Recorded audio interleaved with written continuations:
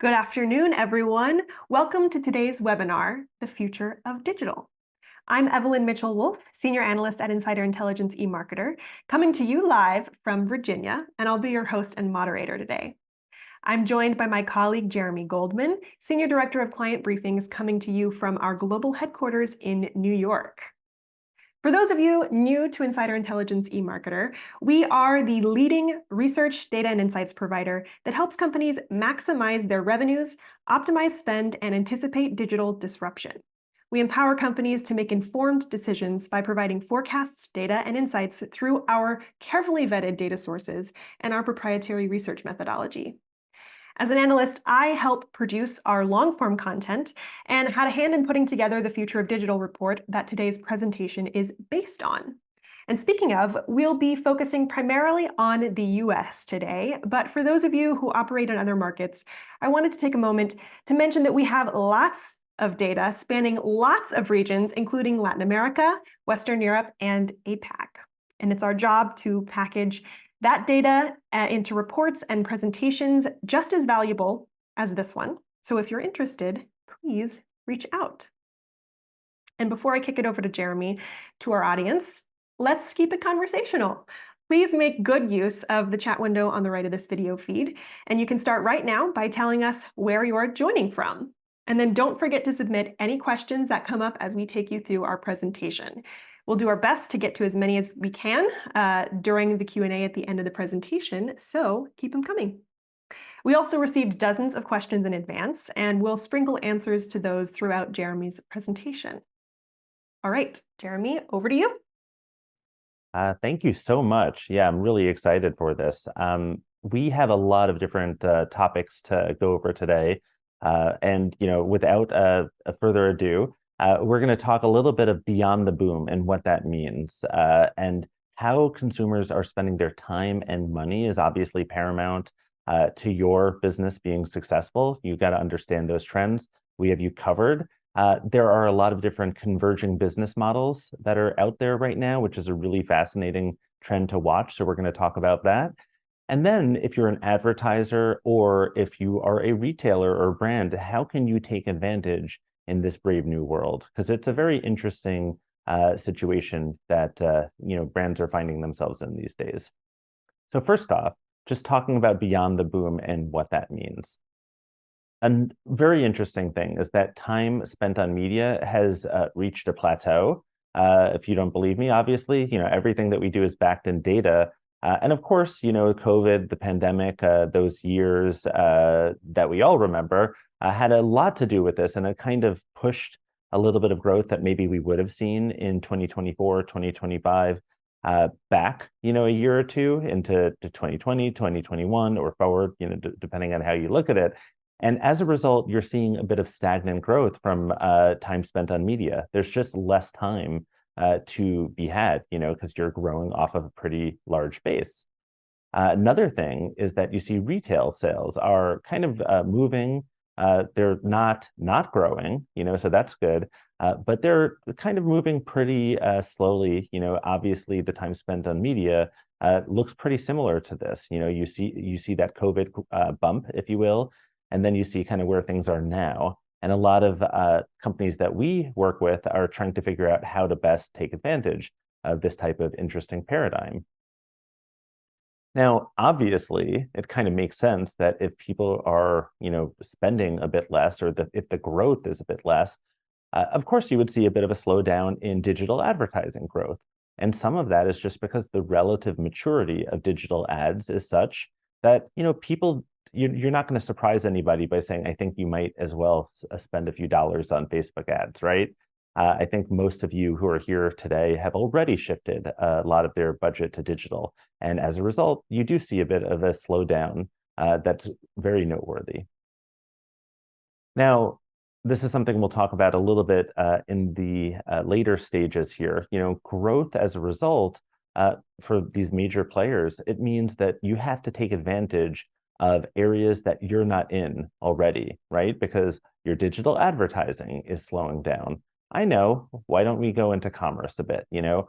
Same thing is true for cloud computing. that is a growth area for a lot of companies, and how about media? You have companies like Amazon launching their Prime video ad tier today. You have other companies getting into media who previously had thought that that's not really core to their business. So you see a lot of convergence in terms of business models, and we'll talk more about that. But let's dive first into how consumers are spending their time and why that's so important. So first off, the majority of media consumption, it's already moved to digital, and that's part of why, as I was explaining before, why further shifts are now slower. If you look at that divide, you can see a lot of time has moved over, but it's really important to look at what are the sections of the economy and which channels we can expect more growth or slowing down over the next few years. And you see here that the tail end of that shift is really coming from the decline of linear TV. And you see that substantial drop in linear TV. It's very noteworthy. But then you see a few other areas and you see very limited growth. And again, some of these areas like digital audio, a good amount of that growth has happened already. People have been familiar with podcasts now for about 2 decades, give or take. And as a result, you see a little bit slower growth. And, it's just a little bit more of a plateau, as we were talking about before. Now, digital video is a very interesting area to watch over the next few years. It's getting a lot more crowded, such as Netflix, losing share a bit. Obviously, I talked about the Prime Video ad tier, so that's going to be something that's going to be more important. But you see the long tail is such that there are a lot of other players that are in this market besides Disney Plus, besides Hulu, besides Netflix. A number of different options are out there, making the space incredibly competitive, so that even the largest players don't really command that much of a share of the overall market, if you look at it, here. Now, social growth, it has been growing for quite a while. But now if you look, it is a lot harder to add incremental users. And part of the reason is because, if you're following our coverage, you're very familiar with TikTok and the fact that it is not only a great source of news and entertainment for a lot of people, it's a great place to run ads if you're a brand. A lot of the information is out there already around platforms, and it's just a lot harder to pick up users because pretty much if you've decided at this point that social media is not a place where you want to spend time, it's hard in 2024 to convince you this is the year to get into it. Now, we talked a little bit about this before, but the pandemic-driven spike in social time spent, it does have a bit of a ceiling, and part of it is, we'll talk a little bit more later, is, these social platforms are trying to find new ways to get people to spend time on platform and engaged. You have to have a bit of mission creep because there's only so many hours that people are going to, wish their great aunt a happy birthday on Facebook, or follow particular hashtags that they're a fan of on Instagram, or, participate in book talk, on TikTok, right? There's a certain amount of time that you have allocated as a user to these types of things, and you're not really willing to go that much farther beyond that. So they have to find new ways to keep people engaged. So I talked about TikTok before. You saw that there is some growth, but if you look at TikTok, it really is responsible for an outsized percentage of that overall growth. So TikTok actually has had a bit of some challenges and growing pains lately with TikTok Shop, which we'll talk about. So that growth is obviously, it's very hard to keep growing at a certain clip after a while. And that's something that the whole social media space has to be concerned about. If TikTok slows, which it will, then the whole entire space kind of goes along with it. Now, that's part of the reason, and there are a lot of people who were talking about, well, why is Meta trying to launch Threads as a alternative to X, formerly Twitter? And why are they sinking billions of dollars into the metaverse, into Horizon Worlds, into the Meta Quest ecosystem? And the answer is that they need to find new ways to boost time spent, because generally speaking, the more time spent on a platform, the more monetizable surfaces you can eventually have to put ads in front of users, right? And this is definitely a work in progress. Stay tuned. Probably you want to catch this webinar next year to see how they're doing in this regard, but it is ultimately something that they have a lot of work ahead of them in order to make some of these projects really come to fruition. And gaming is also, if you want to talk about time spent trends, this is another challenge / opportunity potentially. There are a lot of people, are already aware of the ability to play not only games on console, as we, often think about, a younger person playing a PS5 until 3 a.m. in the morning. But if you look here, actually, you have even older demographics that are spending more and more time through mobile devices, playing various puzzle games and so on. So there's a major opportunity to get in front of certain demographics there. This, I think, is also a very interesting thing because mixed reality, AR and VR have been in the news quite a bit lately. And it's something that gets covered a lot. Everybody's expecting that there's eventually going to be this moment where it breaks to the big leagues and everybody is using AR and VR all the time. And if you look at the adoption rate and that percentage change, you see that we did see spikes at some point, earlier on, but it has cooled quite a bit, and some of it is just the fact, particularly with VR, the price in order to get into the market has just been prohibitive for too many consumers. Absolutely.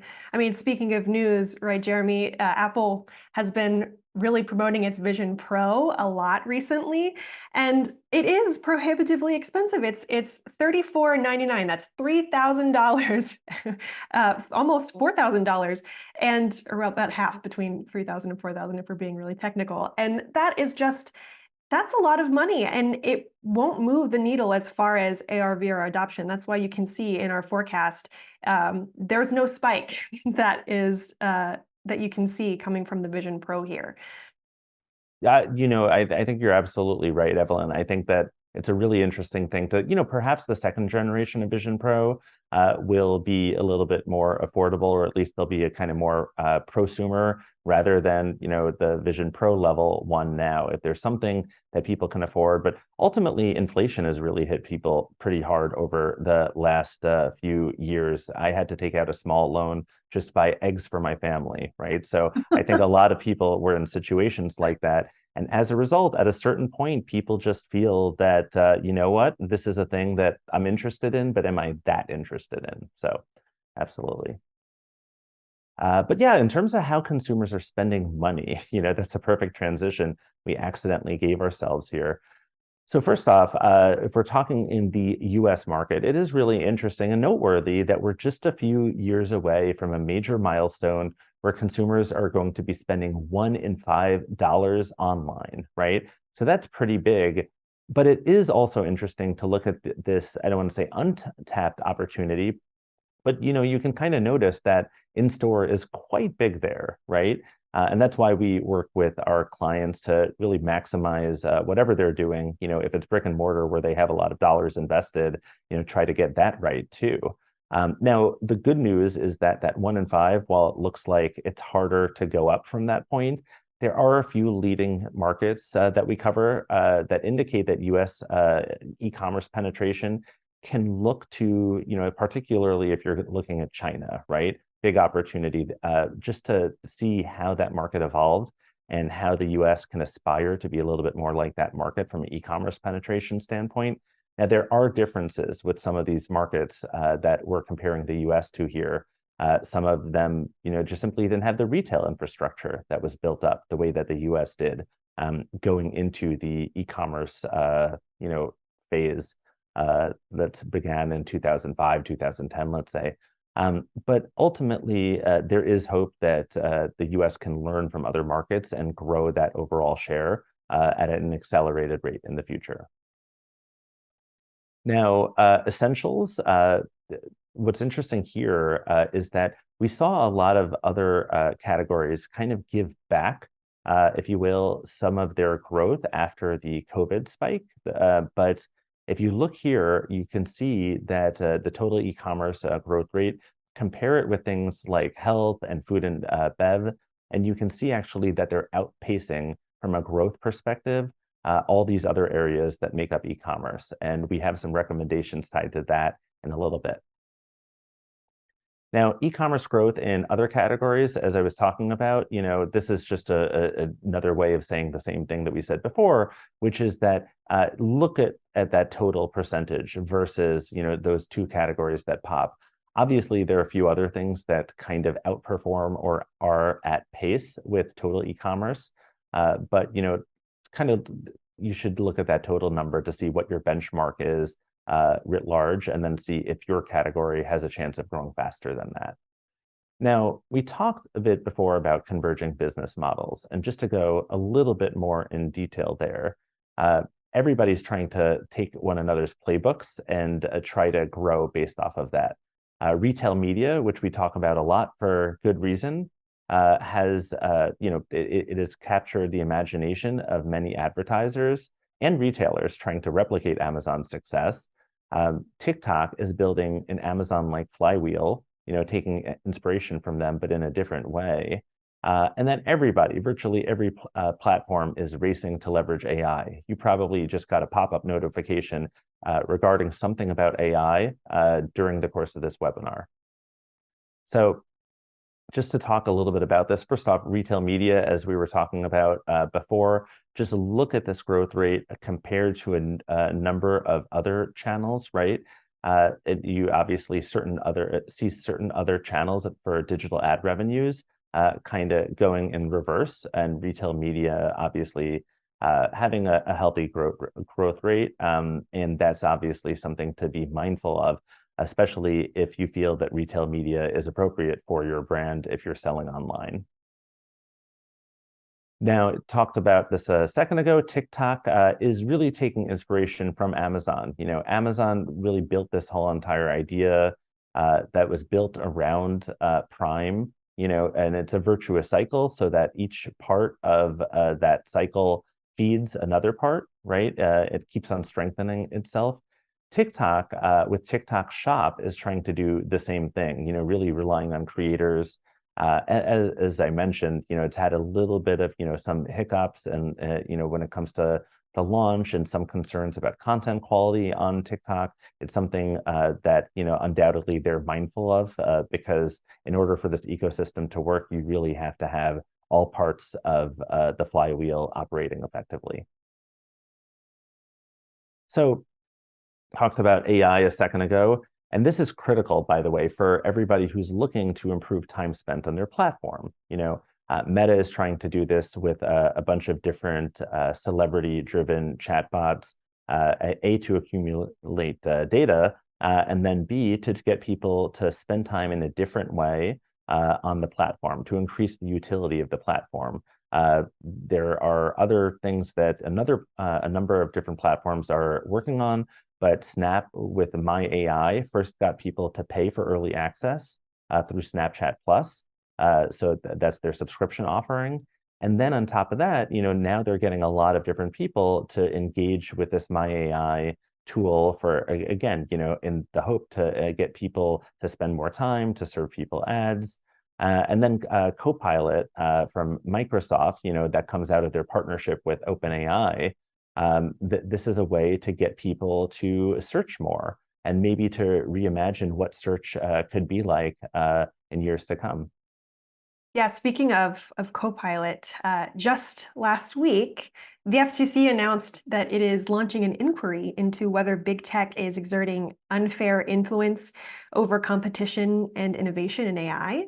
And Microsoft's investment in OpenAI is a big piece of that puzzle. So regulatory intervention could absolutely influence the trajectory of the so-called AI arms race that we're witnessing play out in these ways and more, and perhaps to smaller players' advantage. So we'll have to keep an eye on how this unfolds. Yeah, absolutely. I think that the kind of Palace Intrigue is going to keep us very busy covering it. So, we're thankful for that. But yeah, definitely this is something to watch for the year to come. So, okay, so opportunities for advertisers. There are, first off, a lot of different challenges when it comes to budgeting, and I think that this is something that is really interesting. And actually, Evelyn originated this idea, which I thought was really impactful for our overall report. Is if you look at certain things, eventually they kind of go from almost essentially underinvestment to overinvestment over time, right? Mobile digital is highlighted over there up top. And I think it's interesting to kind of look at the little bit of a chasm here, linear TV, if you look at it. On one hand, people are moving away from linear TV. On the other hand, are there perhaps kind of arbitrage opportunities for a brand as everybody else leaves a particular channel? Sometimes yes, if you do your homework. So that's a bit of a contrarian perspective there.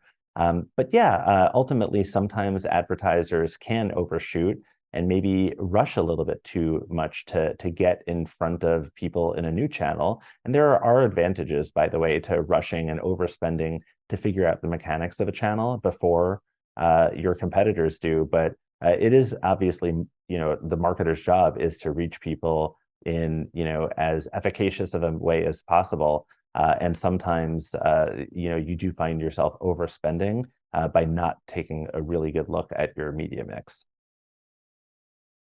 So we just talked about, the downside of leaving linear TV too quickly, but now I want to talk about a lot of different linear TV ad dollars are going to be moving away, for various reasons over the next few years. If you look here in terms of the TV households that are on the decline, and this is something, the cord cutting phenomenon that we cover quite a lot. This is something that we expect to continue. There's no reason to suggest that our forecast that goes through 2027, that it won't even go, become more of a challenge for if you're a cable provider. This is going to obviously majorly impact broadcast CPMs and cable CPMs at some point. But the key thing is that right now people are, overspending simply because, broadcast and cable has been able to get people to overspend. And as a result, this is something that we expect to essentially come to a head over the next few years. And for those CPMs to drop. But until that point, there are a number of brands that are overspending and looking to see how can they spend more efficiently. And again, the fact that the Prime Video ad tier happens to launch today, seems very, very timely. So what are some of these opportunities for advertisers to get ahead of the pack? We see about 500 different opportunities, honestly, but we had to whittle it down to just about 5 here. So first out, spreading out their spending to look into all these different new inventory, these new options that are opening up across channels, tapping into retail media, particularly in CTV and stores, experimenting with new social ad formats to get access to more impressions, partnering with creators on social, but also off of social media, in order to get ahead of the fact that social media is slowing down a bit, and then focus gaming strategies, particularly on mobile, because it's growing. So we'll talk a little bit about what we mean here. First off, you can see here that you have, from a time spent standpoint, you have a number of different places where you have the opportunity to run ads now that in some cases you didn't even have an opportunity to run, a few years ago. And we're talking Disney Plus, Netflix, obviously Prime Video. The key thing is that, and we're actually covering this, by the way, for a story tomorrow, that the average person who is streaming is getting more and more comfortable with the fact that they're seeing ads on streaming platforms. So as a result, you see all of this new inventory that's opening up. You're looking to diversify spend. If you're not already investing in these channels, definitely makes sense to figure out what is the wisest place to do it, especially at a time when the CPMs are relatively affordable and there are targeting and personalization options that you can take advantage of. Now, tapping into new retail media opportunities. I think a number of you on this webinar today are very familiar with retail media and all of its benefits, but it's now meeting CTV, more and more. There's also a lot of displays in store that are essentially CTV and are part of our forecast. And if you look at this growth rate here, particularly for CTV, but also in store, you see that there are a lot of other people who are paying advantage or taking advantage and will be paying attention to the fact that these are major growth opportunities. Again, not just to target specific regions, but and specific demographics. But also because this is something that commands a lot of attention, and you can have a really compelling brand message through video that you might not be able to through display. Now, there are a lot of different social ad formats. We talked about a declining growth rate from a social media standpoint. That is true, but there's also more of an opportunity to own your brand through social. Through these social ad formats. Instagram has, TikTok has, a number of other platforms where you've got the ability to control your brand message and essentially bid against your own name when people are searching for it, which is very valuable because this is something that advertisers figured out years ago on Google.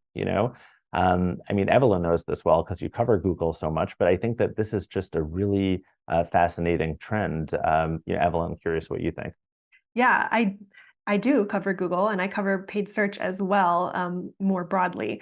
And I think social search has added a really interesting layer to just paid search strategies now. 5 years ago, search was mostly lower funnel, and it was mostly Google, and it's still mostly Google in terms of market share. It's coming down, but it is still very much Google dominated.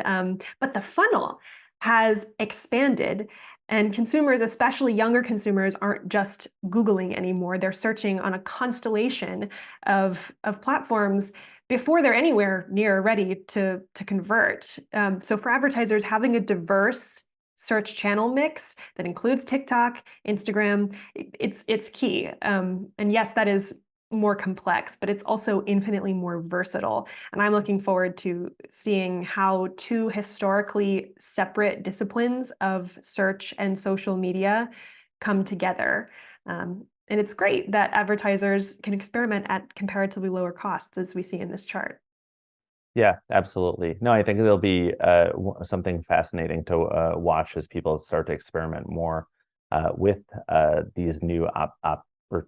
The other thing I want to say is tied to social is partnering with creators, and if you look to see that influencer marketing spending growth versus social ad spending growth, this is a pretty consistent, I would say, finding, which is just, essentially, why do you see this influencer marketing spending growth outpacing social ads? Generally speaking, it's because you had advertisers, you had marketers who went to engage with a creator and they found a positive ROI and they reinvested in it. That is generally the reason for this. It's as simple as that. And ultimately, creators of all different stripes. We're not just talking, the top tier. We're also talking micro influencers have an amazing ability to reach specific niches. And that's something that, most brands out there are really trying to reach one specific niche as opposed to, reach every single consumer out there. So there are a number of different opportunities to partner with creators, but also to essentially be in concert, to partner with that creator to build their brand so that off of social, they can essentially serve as a bit of a brand ambassador, an affordable brand ambassador, for you. And the lines between celebrity and creator are increasingly blurring. I think you've probably all seen aspects of that over the last few years, and that's something that undoubtedly we're expecting to continue. And as we talked about before, absolutely makes sense to look at your mobile ad strategy. What's really interesting, if we dive, very deep in the numbers, what we find is that a number of different categories get very positive results and build their whole entire or most of their advertising strategy off of mobile games. And then there are a number of categories that don't even touch, that haven't even experimented in it. So our recommendation would really be, if you're one of those, types of industries that has not experimented at all in mobile, certainly makes sense to look at gaming ads and see if there's an opportunity for you, even as a test and learn. And then opportunities for retailers and brands. Again, let's just look, you see that this is a major thing that we talked about before, but just to drive this point home, this is a major challenge for a number of different retailers, right? Is that you have these retailers who moved online and they said, great, we'll replicate our success in brick and mortar. And the challenge is that they're up against a major competitor that doesn't really have an offline counterpart. It starts with a A and it ends with a N. And it is obviously very challenging to compete, with the resources of a behemoth like that. Now, the good news, I guess you could say, if you're anybody who's not Amazon, is that they're remaining stable, but they're not really gaining share. If you look at the second part of this chart, it does leave room for others to play and to participate. But of course, if you're going to do that, you probably want to play in an area where they're less strong. So we'll get to that in a second. And the other interesting note is that if you look over here at the millions of unique US visitors, you see Amazon up there. It is really interesting to see, like, some of these names you've heard of for years, and some of them are like Temu and Shein, and these players that just kind of skyrocketed into the market and are making major inroads. So it's a really fascinating trend to watch over the next few years. So again, we had to whittle these down to 5 opportunities only for retailers and brands. One thing is that food and beverage, that is Amazon's kryptonite, I guess you could say, in a lot of ways. And there's a bit of an opportunity there. Click and collect is another thing, especially brick and mortar stores can look into, can try to capitalize on. Exploring partnerships with grocery delivery platforms can help you afford or avoid the unaffordable, actually. And leveraging digital storefronts and social platforms to drive discovery is something critical. Again, if you want to have mindshare with the consumers of tomorrow. And then finally, tapping additional growth through social commerce. Despite the fact that social is slowing down a bit, social commerce is a good place, and we'll tell you why. So first off, we look here. There is a little bit of an opportunity. Look at the total share that Amazon is able to command within food and beverage. And it doesn't necessarily mean that this is a place where, Amazon won't figure it out eventually. It just means that, over time, it hasn't really been. And that means that there is, an opportunity for, again, if it's something that is a strong suit of your brand, or if you're a brand that's thinking about adding something and going into another category, food and bev might be the way to actually go. For click and collect is actually something that's very interesting to go take a look at here. There are a number of different major retailers that made investments, arguably luckily, before the pandemic, into click and collect. And what we've found over the last few years is that this is a great opportunity to actually get people in store. And we have data, in our database about this, but that, you get people to come into the store and then they actually add to their cart for a second time. So it's giving you 2 different chances to convert a customer for the price of one, often because they'll come into the store and buy, additional goods. So finding a way to excel in this manner is something that's paramount for retailers to essentially take full advantage of their brick and mortar stores, for essentially digital sales, right? Because at the end of the day, a click and collect sale is a sale that began online and then ended in store. Now, we talk a little bit about best in class right now, and last mile is something that has been a challenge for a number of different brands and retailers for years. Exploring partnerships with grocery delivery platforms can allow you as a retailer to not try to build it all yourself, right? There are a lot of different companies who have gotten into trouble to make unaffordable investments rather than partnering. Frankly, this is a question we get all the time about when to partner, when to build it yourself.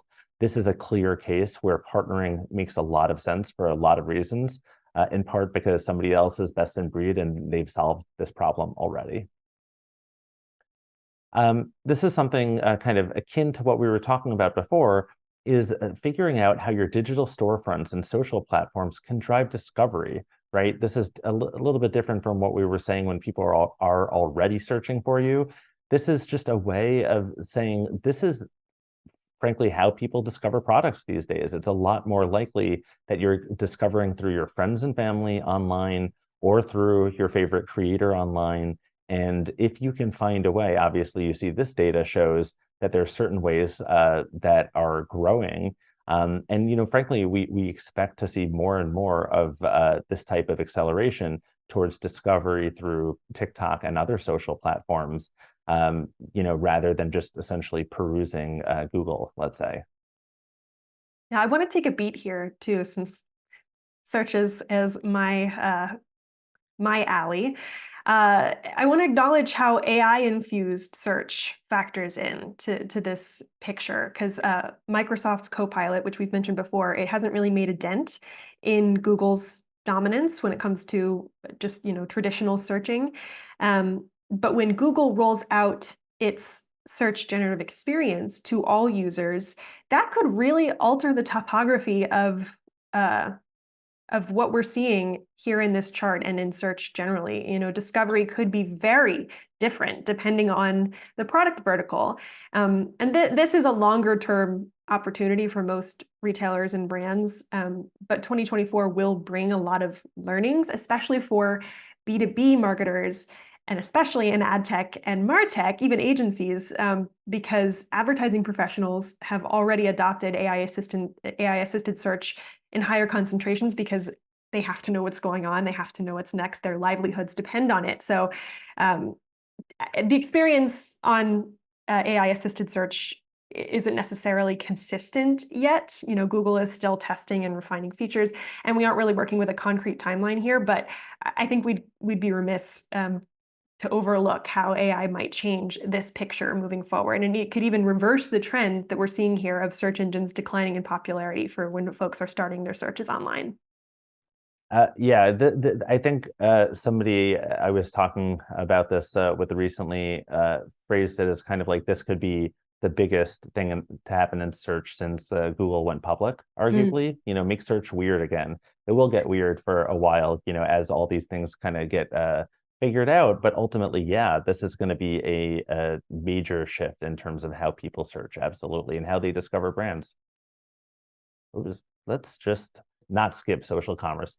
So yeah, tapping additional growth through social commerce is very obvious. There's no brand that is paying attention today that is jumping off of social, or simply because it has a lower growth rate. But if you look at total commerce, if you look at that growth rate versus social commerce, is it small? And is it, not as big as it might be in other markets? Sure, that's fine.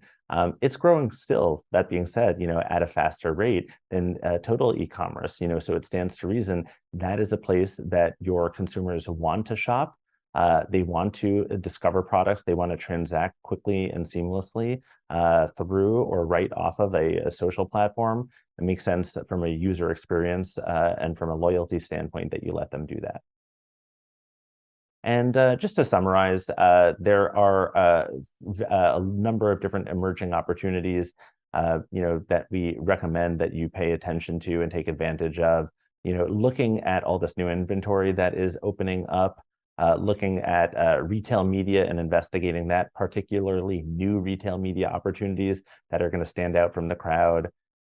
Look at these social ad formats that are popping up, particularly search-like ad formats, partnering with creators, on social and off, focus gaming on mobile specifically with your strategies. And then for e-commerce, make sure to take advantage of Amazon's weakness in food and beverage, unless you're Amazon. make sure to look at click and collect, especially as an opportunity to maximize your brick and mortar presence and get as many transactions out of that as possible. Partner with best-in-class providers, particularly for last mile delivery, for grocery.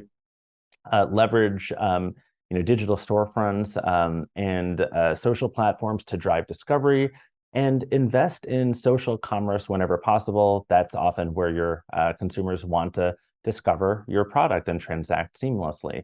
And I want to kick it over to Evelyn in a second, but very quickly, I just want to flash a few. I don't know how many of you are subscribers already. If you're not, make sure to email us. These are a few reports that I probably would have put a little bit of each of these reports in our presentation. If this was 3 hours, they told me for some reason that wouldn't work for you guys. I respect that.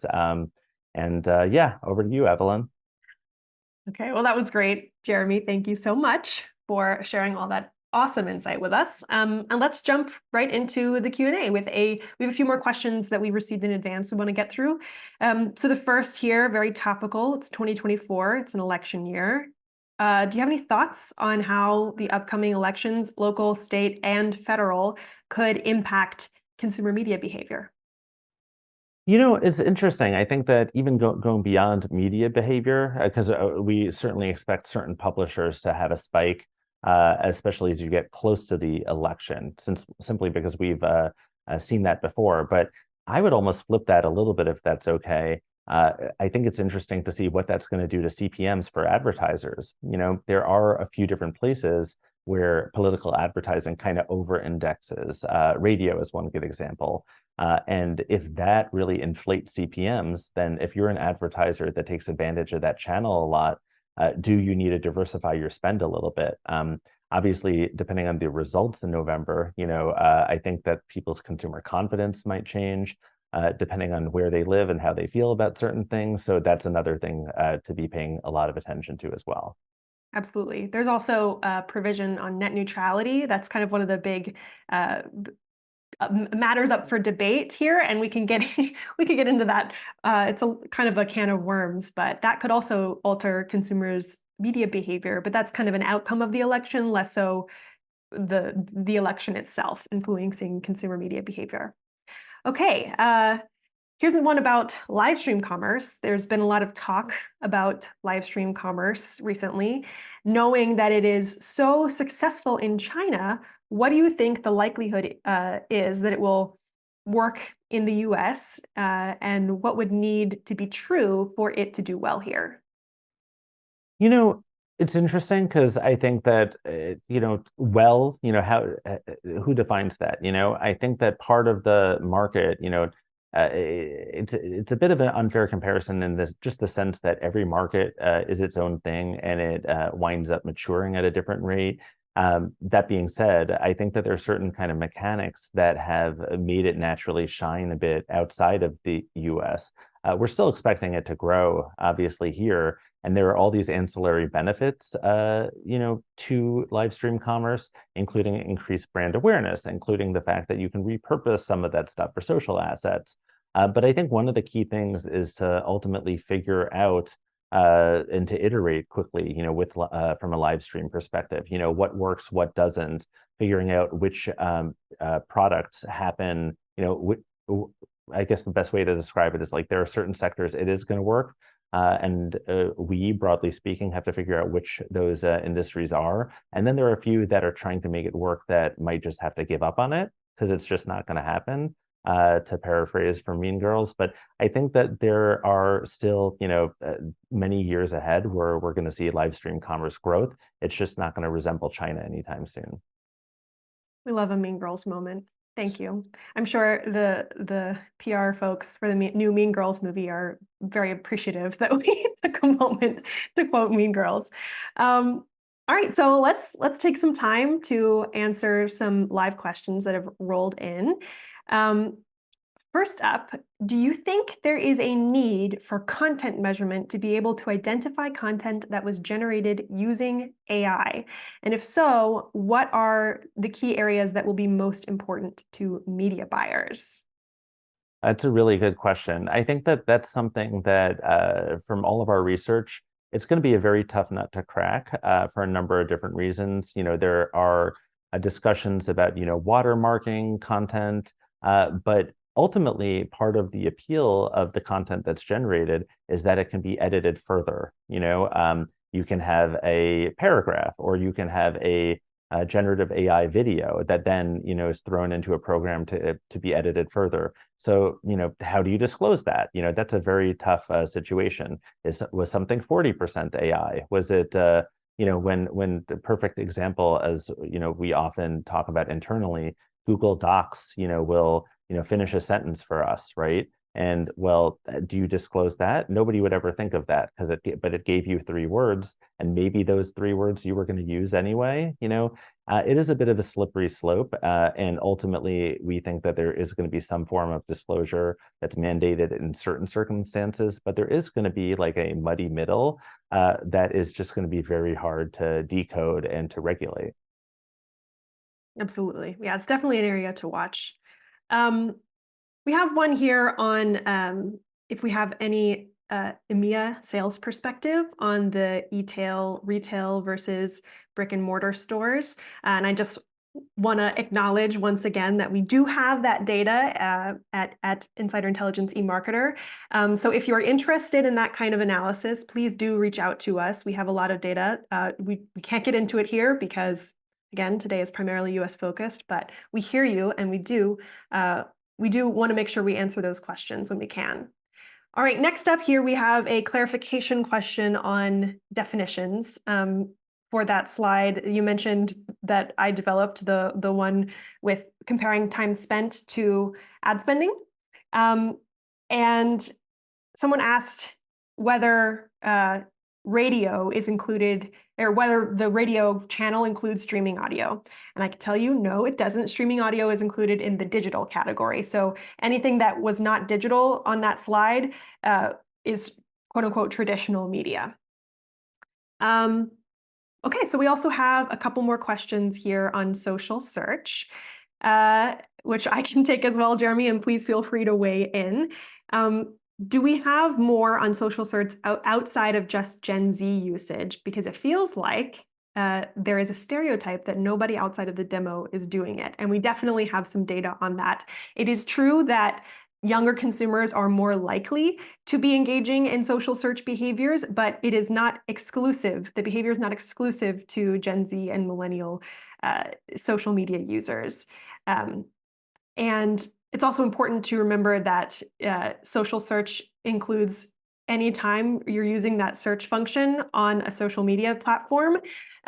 So it doesn't have to be someone searching for a particular product or for a particular brand. It can also be someone just searching for some content and it being sort of relevant or adjacent to some branded content that's on that platform. And then another one on social search here, and then Jeremy, I'll give you a moment to weigh in if you have anything to say, is that is this social search opportunity like SEO, where the goal is to build content that would then show up adjacent to any consumer-driven searches, or are there promoted search ads on TikTok? And the answer is yes, both to each of those things. That SEO kind of component is certainly important because you never know how a consumer is going to come to your brand or come to any sort of topic that might be related to your brand. But there are increasingly also paid search opportunities on social platforms, including TikTok, and Facebook has had search ads for a while. Instagram is another newer platform that has search ads. So there's lots of opportunities, and we're starting to see more. Yeah, only 2 things I want to quickly add about social search that are really important. One thing is, why do we pay attention to Gen Z? Not just because brands really care. It's because they're often a bellwether for what is going to permeate the rest of society. If you want some data, I actually just quickly pulled this up, so apologies if I'm looking down. Where do US adults start their online product searches? This is one report from last year. 19% of overall, a search start on TikTok. That's 43% for Gen Z. So that's still 1 in 5, overall, are starting on TikTok. 25% for YouTube. So the answer is there are quite a number of people who are not Gen Z who are doing this also. It is certainly not Gen Z alone that's partaking in this trend. Absolutely. It's kind of like gaming. We had that slide on how uh, older folks are also very much gamers these days. And it's just a matter of making sure you're looking at the broad scope of behaviors. All right, we have time for one last question here. Do you have any predictions on how Amazon Prime Video will do after the ad-supported tier launch and the end of this month, and how it would impact the streaming TV landscape? Yeah, that's a really it's a great question. It's hard to answer. In short, it's going to be huge over time. It's going to really change the overall marketplace. There are a few kind of random caveats to throw in there. You know, one thing is they launched it in between upfront seasons, so it's kind of a weird time to launch it. So expect them to do better, let's say, in the second half of the year once they've been able to make more of a formal pitch to advertisers. It's again, this is Amazon is essentially, you know, 1/3 of the triopoly of advertising. So to expect them to not really get this in the end would be a really bold bet. But I do expect it to be a bit of a work in progress in the same way that frankly Netflix's advertising business is, except you know Amazon already has a pretty significant advertising business it can rely on. So yeah. All right. Oh, okay. We have one more to squeeze in. I'm sorry. I know I said there was that was our last question, but there's a related one, so we can stay on the topic of Amazon Prime Video. Somebody asked, was Amazon's Black Friday NFL game with shoppable elements a trend that we will see continuing on streaming TV? That's actually something that we wanted. We wanted to put something on shoppable media in this presentation originally, to be honest. It's certainly something to pay a lot of attention to over the next few years. So it's not only Amazon that's trying to figure this out. There are a number of other streaming platforms that have done, quite a few tests in terms of shoppable media and trying to push that. Peacock is one that's noteworthy in that regard, where they've done a number of interesting campaigns, focused on it. So it is absolutely something that we see there to be a significant growth opportunity. And the nice thing about shoppable media is that it doesn't really increase the cost that much. So any sales that you get off of it are eminently trackable, and they're essentially increased ROI off of that ad. So you're already running the ad, why not make it shoppable? It seems to be a pretty compelling pitch to advertisers. Absolutely. All right. That was our last question, and unfortunately, that is all the time that we have today. So Jeremy, thank you so much for sharing these insights with us, and a huge thank you to our eMarketer production crew behind the scenes for making this webinar possible. We quite literally could not do it without them. We hope you found this webinar useful and uncovered a few nuggets that you can use to drive your business forward. And as we wrap up, let me take a moment to tell you what's happening at Insider Intelligence eMarketer. So don't forget to check out our Analyst Access program, which allows our clients to have direct access to experts like me and Jeremy. Each session is designed to help companies create and legitimize their strategies, educate and inspire their teams, and add credibility to their messaging and overall demand gen programs. So for more details, visit insiderintelligence.com/analyst access. So that's 7 times fast. You can register for upcoming live analyst and tech talk webinars at emarketer.com/events. On the audio side, don't forget to tune in to Behind the Numbers, eMarketer's daily podcast, which you can find anywhere you listen to podcasts. And finally, please check out our free newsletters. Free. If you haven't already signed up, you can do so at emarketer.com/newsletters. And remember to keep an eye on your email for the link to today's playback. And of course, feel free to email us if you have any other questions. Thanks again for joining us, and enjoy the rest of your day.